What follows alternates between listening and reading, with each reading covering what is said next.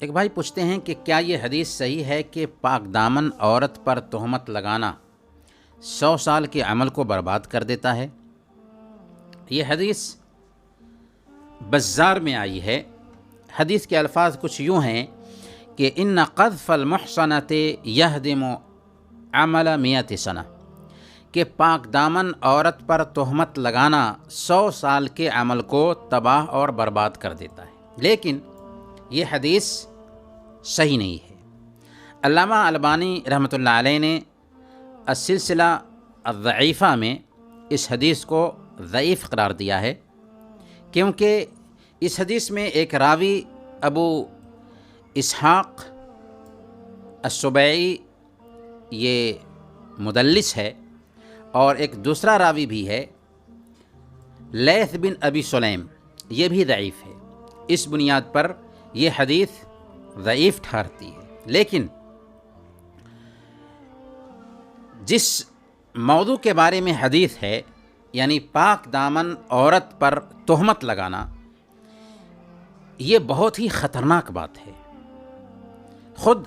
اللہ رب العالمین نے اپنی کتاب میں فرمایا ان الذین یرمون المحصنات الغافلات المؤمنات لعنوا فی الدنیا والآخرہ ولہم عذاب عظیم، کہ جو لوگ پاک دامن بھولی بھالی ایمان والی عورتوں پر زنا کا تہمت لگاتے ہیں، زنا کی تہمت لگاتے ہیں، ان کے اوپر دنیا اور آخرت میں اللہ کی لعنت ہے اور ان کے لیے دردناک عذاب ہے۔ اس لیے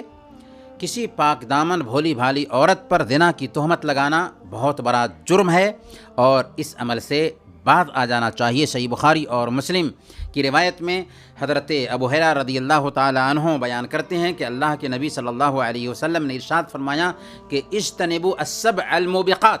7 ہلاک کرنے والے کاموں سے بچو، اور ان 7 ہلاک کرنے والے کاموں میں سے ایک کام اللہ کے نبی صلی اللہ علیہ وسلم نے فرمایا وَقَذْفُ الْمُحْصَنَاتِ الْمُؤْمِنَاتِ الْغَافِلَاتِ، یعنی پاک دامن بھولی بھالی عورت پر زنا کی تہمت لگانا بھی نہایت ہی ہلاک کرنے والے کاموں میں سے ہے۔ اور جو لوگ اس طرح کی جرأت کرتے ہیں، ایسے لوگوں کے لیے سخت سے سخت سزا بھی رکھی گئی ہے ہماری شریعت میں۔ چنانچہ اللہ تعالیٰ سورہ النور آیت نمبر 4 میں فرماتا ہے والذین یرمون المحصنات ثم لم یأتوا بأربعة شہداء فاجلدوہم 80 جلدہ ولا تقبلوا لهم شہادة ابدا واولئک هم الفاسقون، کہ جو کوئی بھی پاک دامن عورتوں پر تہمت لگاتے ہیں اور 4 گواہ نہیں پیش کر سکتے، یعنی زنا کی تہمت لگاتے ہیں اور 4 گواہ نہیں پیش کر پاتے، تو ان کو 80 کوڑے مارو اور ان کی گواہی کو رد کر دو، وہ فاسق لوگ ہیں۔ گویا کہ ایسے لوگ جو پاک دامن عورت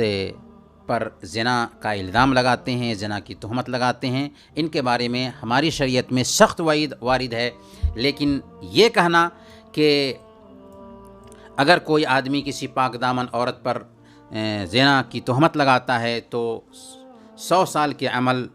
کو یہ تہمت لگانا تباہ کر دیتا ہے، یہ صحیح نہیں ہے۔